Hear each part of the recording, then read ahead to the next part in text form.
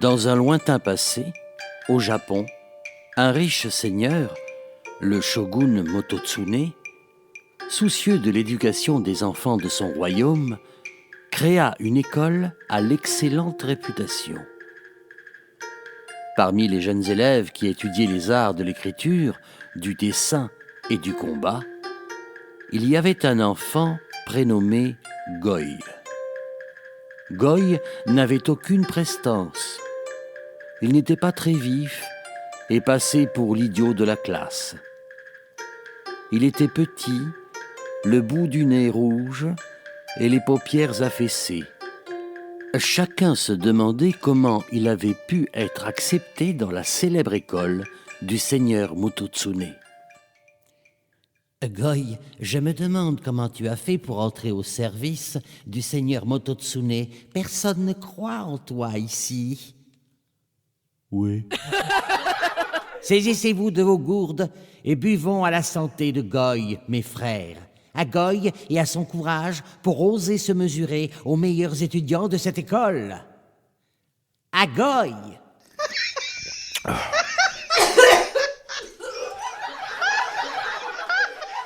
Eh bien, Goy, voilà que tu te prends pour le dragon de la pluie.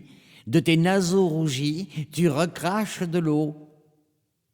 Ce n'est pas de l'eau, c'est de l'urine. Mais alors, c'est une erreur. Goy n'est pas le grand dragon de la pluie, mais des latrines. Vous êtes méchant. Un mouvement de pitié s'empara quelques instants des enfants qui le raillaient. Mais la vilaine farce fut vite oubliée et chacun retourna à ses occupations. Toutefois, un des aînés de l'école l'observait avec tristesse. Il s'approcha de Goy et lui adressa la parole. Goy, il fut un temps où je te méprisais sans raison particulière. Je me moquais de toi comme les autres. Mais aujourd'hui, le soleil levant est entré en moi. Il éclaire mes pensées et m'encourage à te dire que tu ne dois pas te laisser faire par tous ces imbéciles. Oui. Goy, peut-être penses-tu que ta vie ne vaut pas celle d'un chien errant, mais tu dois poursuivre ton destin.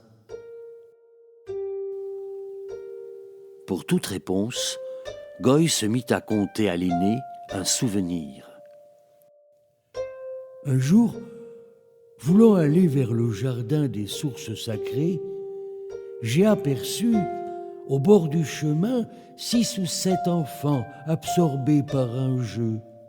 Je me suis demandé s'ils faisaient tourner des toupies. Non, ils étaient en train de battre et de torturer un chien abandonné. « Ça suffit, lâchez-le! Un chien souffre autant que nous !» « Ça te regarde, espèce de nez rouge !» Je n'ai rien dit, je n'ai rien fait. J'ai été incapable de soigner ce pauvre chien. Mais il a profité de mon intervention pour se sauver. Alors, les autres m'ont battu à sa place. Là aussi, je n'ai rien dit, je n'ai rien fait. Ensuite, j'ai repris le chemin des sources sacrées et j'ai pensé que c'était mieux ainsi, qu'il valait mieux fuir que résister, comme ce chien. Je comprends. Et ça me suffit amplement pour savoir que tu as du cœur et que tu te soucies des autres. Sans toi, cet animal aurait peut-être péri. N'as-tu point quelques désirs, quelques envies pour toi dans ton existence? Toi que l'on sent presque vide de toute étincelle de vie. Un désir? Oui. Eh bien, parle. Je voudrais me rassasier de gruau d'igname, de cette bouillie de riz, d'igname et de cannelle qu'on ne sert qu'aux empereurs. L'aîné ne savait que répondre à Goy, dont le vœu étrange était de se rassasier de gruau d'igname, mais son souhait allait peut-être se réaliser. Le seigneur Mototsune organisait parfois un grand goûter afin de féliciter et encourager ses élèves. Cette fois-ci, le gruau d'igname était au menu. Ce jour fabuleux où Goy allait pouvoir enfin assouvir sa faim, les élèves étaient si nombreux qu'il s'inclina devant le partage et dut se contenter d'une maigre portion. Quand pourrais-je m'en rassasier? Toshihito, le fils du seigneur Mototsune, surprit le pauvre Goy lorsqu'il fut empêché de se servir généreusement par les autres, qui le repoussaient et l'insultaient. Lui aussi prit en pitié le pauvre garçon. Goy, est-il donc vrai que tu ne te défends jamais et laisses les autres décider à ta place? Jamais, ô fils de notre vénéré Seigneur. Et je te plains. Et tu te priveras du mets que tu convoites le plus. Si tu veux, je peux changer tout ça. Alors quoi? Si tu ne veux pas, je n'insisterai pas. Eh bien oui, j'accepte très volontiers. Taisez-vous et mangez votre gruau, pauvre goinfre que vous êtes. Je t'inviterai sous peu. Je peux donc compter sur toi. Oh, j'accepte très volontiers.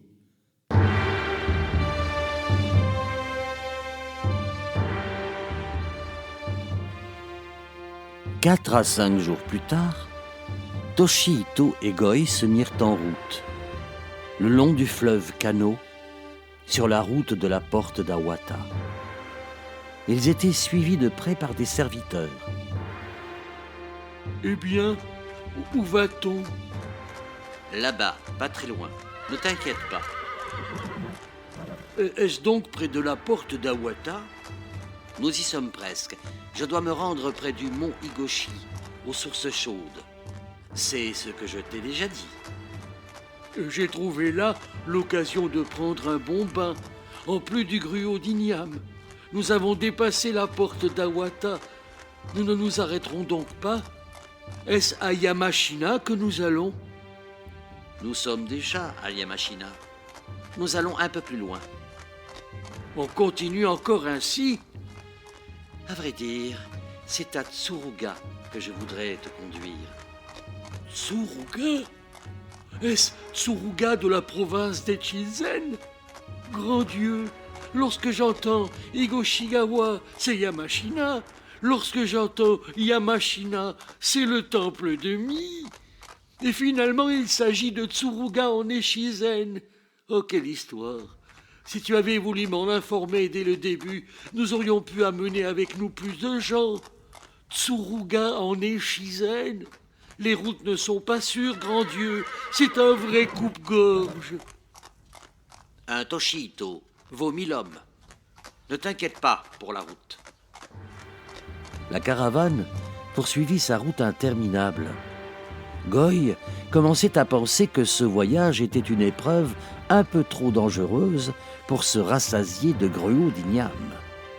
Soudain, Toshihito aperçut un renard qui passait par là. Tiens, voilà un messager de bon augure, peut-être. On va lui confier une mission pour Tsuruga. Toshihito se met en besogne de capturer l'animal. Un échange agile se crée entre l'animal et l'enfant sous le regard ébahi des autres. Mais ce dernier ne réussit pas à capturer l'animal. C'est Goy qui finalement obtint les faveurs du renard qui se coucha devant lui. Écoute bien, renard. Tu te présenteras avant la fin de la nuit à ma maison de Tsuruga et leur annonceras ma venue avec un hôte inattendu. Demain, il faut envoyer des serviteurs à notre rencontre. Le lendemain, vers l'heure de serpent, la caravane arriva non loin de Tsuruga. Et regardez là-bas, des hommes viennent à notre rencontre. Le renard m'a l'air d'avoir fait parvenir mon message. C'est un animal qui connaît l'art de se métamorphoser. Pour lui, un pareil service n'a rien d'extraordinaire. Je suis touché de votre empressement. Petit maître, la nuit dernière, il s'est produit un événement étrange. Quel événement? Avant minuit, vers l'heure du chien, votre sœur est soudain tombée en transe. Elle nous a dit « Le renard de Sakamoto m'a parlé. Approchez et écoutez bien les instructions que notre Seigneur m'a chargé de vous communiquer. » C'est ainsi que nous avons été renseignés sur votre venue. C'est vraiment un événement extraordinaire. Elle n'a pas dit que cela. Elle a ajouté « Ne tardez pas, sinon je serai punie. » Et elle n'a pas cessé de pleurer. Continue. Que lui est-il arrivé ensuite? Ensuite, elle est tombée dans un sommeil profond. Elle n'était pas encore réveillée que nous sommes partis à votre rencontre. Qu'en pensez-vous? Même les animaux se mettent au service de Toshihito. Hélas, votre sœur est toujours souffrante et sa santé décline de jour en jour. Je sais, messager. Je sais, et que pouvons-nous y faire? Franchement, je suis stupéfait. Il est stupéfait. Un renard communique un message à une mourante et lui, il est stupéfait. Poursuivons. Il faut que ce voyage cesse enfin. Une fois arrivé, Goy passa sa première nuit au palais de Toshihito. Il songeait au gruau d'igname et avait du mal à dormir. Alors, il décida de se promener dans les couloirs du palais. Dans son errance, il perçut au détour d'un corridor des plaintes qui venaient d'une pièce voisine. Il pénétra dans le lieu et aperçut une jeune fille d'une grande beauté, allongée sur sa couche et dont la respiration difficile faisait du mal à entendre. Veuillez me pardonner, je vous dérange. Je ne savais pas que... Approche. Je suis la sœur de Toshihito. Qui es-tu? Et que fais-tu chez nous? Ton allure est étrange. Tu n'as pas l'air très à l'aise. Je me nomme Goy. J'accompagne votre frère car il m'a promis de me rassasier de gruau d'igname. Est-ce ton désir le plus cher? Oh oui, mademoiselle. Sais-tu que nos désirs égoïstes, les plus chers, peuvent nous faire sombrer dans le malheur? Et comment cela? Oh, j'ai voulu me promener sur les crêtes escarpées des monts de Tsuruga. C'est une contrée balayée par des vents incessants. En contrebas de la vallée, il y a une soufrière. Toshihito m'a fait jurer de ne jamais y aller, car les émanations de soufre sont mortelles. Je n'ai pas voulu écouter, et vois maintenant ce que je deviens. Une mourante qui ne peut plus se nourrir et qui perd peu à peu ses forces. Car ma gorge, au contact de ces vents mortels, s'est infectée et a doublé de volume, m'empêchant de me nourrir. Crois-moi, Goy, il ne faut jamais se laisser aller à son désir égoïste. Ainsi troublé par les propos de la jeune femme, Goy repartit dans ses appartements et ne trouva pas plus le sommeil. Dans la nuit, les crieurs scandaient leur message.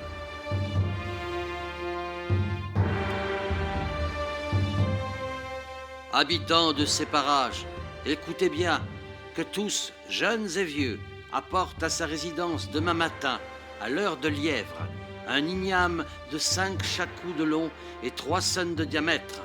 N'oubliez pas, je répète, à l'heure de lièvre. Les ignames! Oh, j'ai attendu avec une telle impatience cet instant, et pourtant je ne suis pas pressé d'en manger. Que m'arrive-t-il? Les propos de cette jeune fille m'ont troublé. Et si elle disait vrai, si nous étions punis par notre désir égoïste?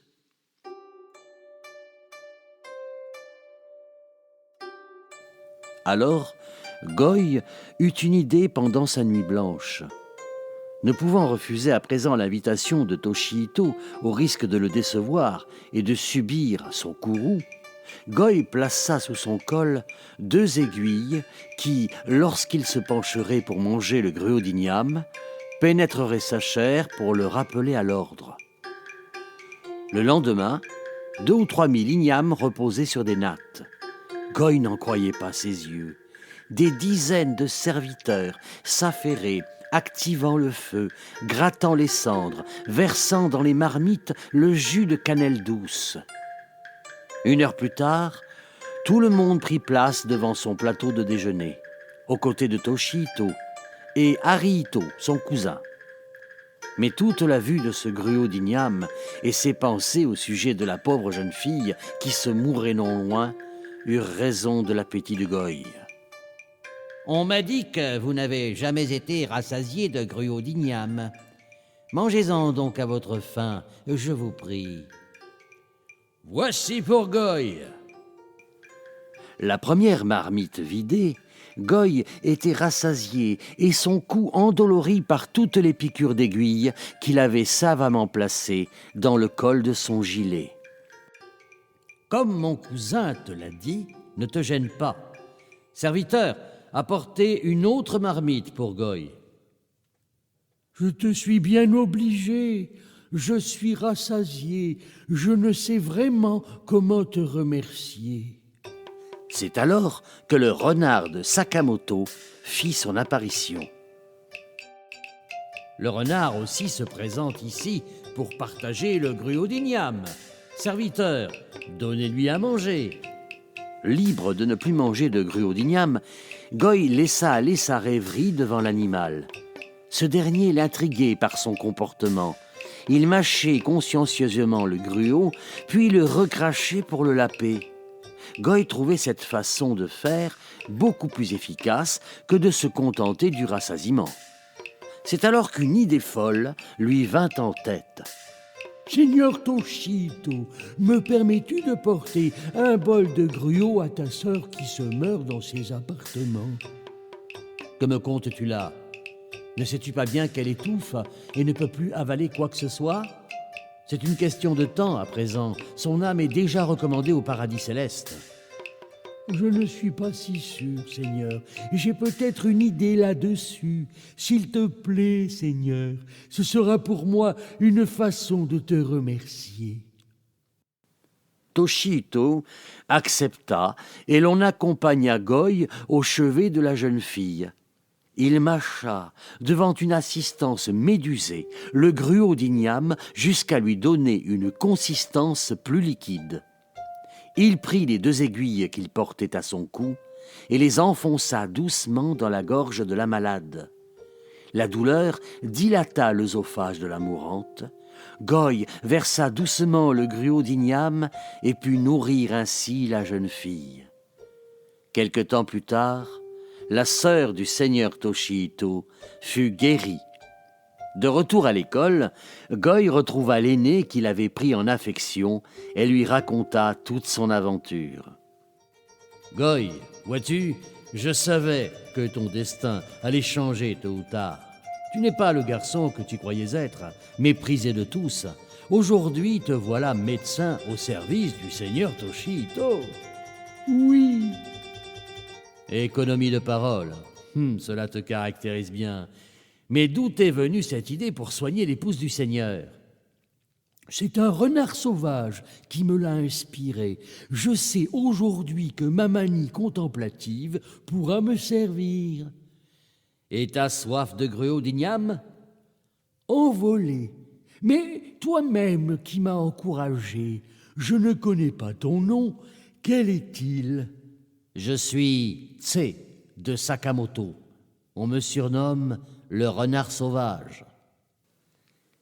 Et l'aîné disparut soudain des yeux de Goy émerveillé.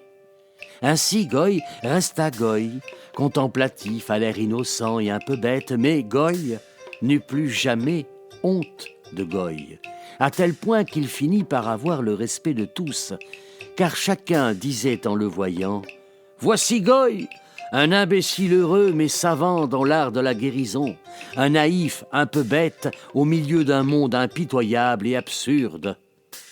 Quel est le plus à plaindre ?